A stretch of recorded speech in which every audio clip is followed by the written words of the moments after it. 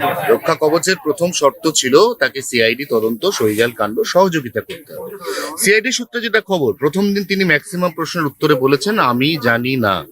কালকে তিনি অনেক প্রশ্নের উত্তর, তার উত্তরটাই দেন প্রশ্নের পরিপ্রেক্ষিতে। এই কেমন সহযোগিতা চলছে, এর কি কনসিকুয়েন্স ভোগ করতে হবে? দেখুন, এতদিন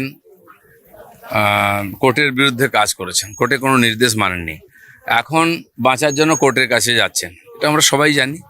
কোনো ব্যাপারে সাময়িক কোনো হয়তো কোর্ট একটুখানি দিতে পারে সুবিধা, কিন্তু তার মানে এই নয় যে কোর্টের তদন্তে আপনি বাধা দেবেন, আইনের তদন্তে বাধা দেবেন আর তারপরে কোর্ট আপনাকে বাঁচাবে, এটা হয় না।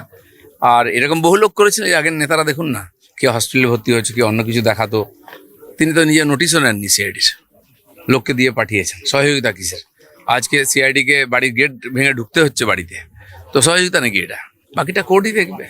নিয়োগ দুর্নীতি কাণ্ড, সেখানে ইডি স্ক্যানারে অভিষেক বন্দ্যোপাধ্যায় আজকে হাজিরার কথা শোনা যাচ্ছে, উনি এখানেও আবার আদালতের রক্ষা কবচ নিতে যাবেন। যেখানে যত ঘোটালা মানে দুর্নীতি হয়েছে পশ্চিমবাংলায়, নিচ থেকে উপর অব্দি সব জায়গায় ওনাদের হাত আছে, পার্টির হাইকমান্ডের হাত, সব সুবিধা ওনারা নিয়েছেন, নাহলে বন্ধ করেননি কেন? সব জানতেন। নেতারা দিনের পর দিন জেলে যাচ্ছে, ওনারা চুপ আছেন, পার্টি থেকেও বহিষ্কার করেননি।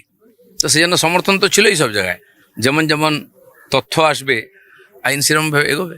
মেসির ভাই আজকে আজকে তার রক্ষা কবচ বা তার সময়সীমা দুটোই একসঙ্গে শেষ হয়ে যাচ্ছে। কার? মেসির ভাই অরূপ বিশ্বাস, ছবি বিশ্বাস, ঠিক আছে, ছবি বিশ্বাস, তার আজকে মেয়াদ শেষ হয়ে যাচ্ছে। আজকে যদি তিনি না যান, তিনবার তিনি হাজিরা এড়িয়েছেন, তিনি না যান, দেখুন একজন নেতাকে নিয়ে আলোচনা করতে গেলে দিন কেটে যাবে। এরা যা অপরাধ করেছে, যা অপমান করেছে লোককে, আর বাংলা যে বদনাম করেছে, সাধারণ মানুষের দিন মুখ বন্ধ করেছিল, এখন তারা কমপ্লেন করতে আরম্ভ করেছেন, তার তদন্ত হচ্ছে। আর বাকি কিভাবে ডিমের দাম বাড়ছে আপনারা দেখছেন। আর এটা চিন্তার বিষয় আছে, কমপক্ষে মানুষ ক্ষোভটা ডিমের উপর দিয়ে দাঁড়াচ্ছে। যদি ইট পাটকেল নিত, ইটের দাম বেড়ে যেত। এনসিপিআই দলটা 4 বছর আগেই তৈরি হয়ে গেছিল। তার মানে যারা আজকে 22 জন এই দল ছাড়লো, তার মানে তারা আগে থেকে তাদের ব্যাকআপ ঠিক করেই রেখেছিল। কাদের নিয়ে বসবাস করছিলেন মমতা ব্যানার্জি? পশ্চিমবাংলায় যে যা করছিল খালি বাধ্য হয়ে করছে, দুজন ছাড়া। এখন বোঝা যাচ্ছে সবাই বাগী হয়ে যাচ্ছে, পুলিশ প্রশাসন সবাইকে চেপে রাখা হয়। সাধারণ মানুষ, পার্টির কর্মীরাও ওখানে স্লেভের মতো ব্যবহার করতে পারছেন, দাসের মতো। তারা বলেছে থ্রেট কালচার, থ্রেট তো সবচেয়ে বেশি কালচার টিএমসিতে ছিল, থ্রেটের সামনে ছিল। এখন ছিল কি ছিল না জানি না, কিন্তু যারা থ্রেটের সঙ্গে থেকে দুর্নীতি করে তারা তো ছাড়া পাবে না। বাকি তাদের অধিকার আছে, জনগণ তাদের জিতিয়েছে, তারা স্বাধীনভাবে রাজনীতি করুন, পার্টি করুন, সেই অধিকার আমাদের সংবিধান দিয়েছে সবাইকে। ভারতবর্ষের রাজনীতির ইতিহাসে জাহাঙ্গীর খান হচ্ছেন একমাত্র প্রার্থী যিনি ভোটের পর, ফল ঘোষণার পর প্রতিদিন রোড শো করছেন। তিনি কোমরে দড়ি পরে নিচ্ছেন, হাতটা জোর করে নিচ্ছেন, মাঝে মাঝে কানও ধরছেন। এর মধ্যে তার বিড়ম্বনা আরো বাড়লো, কারণ জেপি নাড্ডার ওই যে কনভয় 2020 সালের ডিসেম্বর মাসের 10 তারিখ, যার আপনি প্রত্যক্ষদর্শী, সেই মামলাতে জাহাঙ্গীর খানের নাম ছিল। তিনি তখন গ্রেপ্তারও হয়েছিলেন একদিনের জন্য, তিনি জামিন পেয়ে গেছিলেন। কেসটা রিওপেন হচ্ছে। এরকম বহু কেস আছে, রিওপেন হবে। কারণ ওই দিন যে ধরনের ভয়ঙ্কর আক্রমণ হয়েছিল, আমিও মাননীয় নাড্ডাজির গাড়িতেই ছিলাম। ওটা যদি বুলেট প্রুফ গাড়ি না হতো তো বাঁচা মুশকিল ছিল আমাদের। 2000 লোক ঘিরে, তার থেকে ইট পাটকেল ডান্ডা দিয়ে মারছে, তার মাঝখানে কতগুলো গাড়ি ভাঙলো। তো এরা আমরা দেখতাম সাধারণ মানুষের যেন আইনের উপর থেকে ভরসায় উঠে গেছিল, পুলিশের উপর থেকে ভরসায় উঠে গেছিল। কমপক্ষে সেটা ফিরিয়ে আনা হোক। দিলীপদা, বৈদ্যনাথ ঘোষ দস্তিদার, কাকলি ঘোষ দস্তিদারের ছেলে, তিনি মমতা ব্যানার্জির দেওয়া বিয়ে বাড়ির উপহারটা পর্যন্ত পাঠিয়ে দিচ্ছেন। এ কি অবস্থা ভাবুন। দেখুন, সেই প্রাইজ রিহার্স গ্যাং হয়েছিল একবার, আমরা দেখেছিলাম। নেওয়ার সময় নিয়ে নেন, আবার নাটক করে ফেরত দেন। তখন নিয়েছিলেন কেন?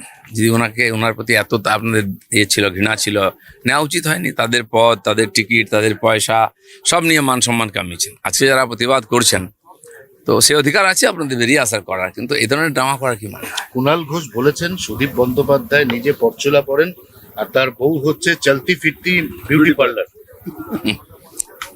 দেখুন, ব্যক্তিগতভাবে কাউকে আক্রমণ করা আমাদের রুচিতে বাধে।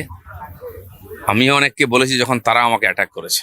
আজকে পার্টির মধ্যে ওদের এই ধরনের চুলটানাটানি হচ্ছে, আমি জানি না কোথাও অবধি যাবে এটা। পার্টির কালচারটাই সামনে আসে, হতাশায় লোকে অনেক কিছু বলছেন, করছেন। আমাদের কর্মীদের মেরে ঝুলিয়ে দেওয়া হতো, তৎকালীন টিএমসির নেতারা ববি হাকিম, কুণাল ঘোষরা বলতেন বিজেপি লোকের হতাশায় সুসাইড করছে। আজ হতাশা কাকে বলে দেখুন। তৃণমূলের অন্দরের বৈঠক, আমি জানি আপনি অন্দরের বৈঠক নিয়ে কথা বলবেন না, তবু অভিষেক বন্দ্যোপাধ্যায় আর কুণাল ঘোষের মধ্যে বারবার ঝগড়া লেগে যাচ্ছে। আমি জানি না কেন ঝগড়া হচ্ছে, কার সঙ্গে ঝগড়া, দুজনেই মহামন্ত্রী। আমরা এর আগে পার্থবাবু কুণালবাবুর ঝগড়াও দেখেছি, কল্যাণবাবুর সঙ্গে অন্যান্যদের এমপিদের সঙ্গে ঝগড়া দেখেছি। এটাই বোধহয় ওই পার্টির কালচার, ঝগড়া করা, গালাগালি করা, মুখে যা আসে যাকে ইচ্ছা বলে দেওয়া। এটার বিসর্জন হওয়া খুব দরকার আছে। কুরুক্ষেত্রের যুদ্ধের পরে যদু বংশ নিজেরা নিজেদের মধ্যে সংঘাতে শেষ হয়ে গিয়েছিল। এই যে কুরুক্ষেত্রের যুদ্ধ 26-এ হলো, যার ফল আমরা 4 তারিখ দেখলাম, এবার কি গোটা তৃণমূল কংগ্রেস দলটা যদু বংশের মতো হয়ে যাবে? এই যে যদুবংশ ধ্বংস হয়েছিল যে পদ্ধতি, সেটাকে মুসল পর্ব বলা হয়। আমরা আগে থেকেই বলেছিলাম যে টিএমসির মুসল পর্ব শুরু হয়েছে, তার প্রত্যক্ষদর্শী আমরা মহাভারত দেখিনি, শ্রীকৃষ্ণের যদুবংশকে দেখিনি, কিন্তু এই কুরুবংশকে দেখছি কিভাবে ধ্বংস হয়ে আরে গেছে। সৌগত রায় বলছেন আজ পর্যন্ত মমতার সঙ্গে আছি, কাল কি হবে জানি না। অনেকেই বলবেন, পরিস্থিতির দিকে তাকিয়ে আছেন, অপেক্ষা করুন, চলুন।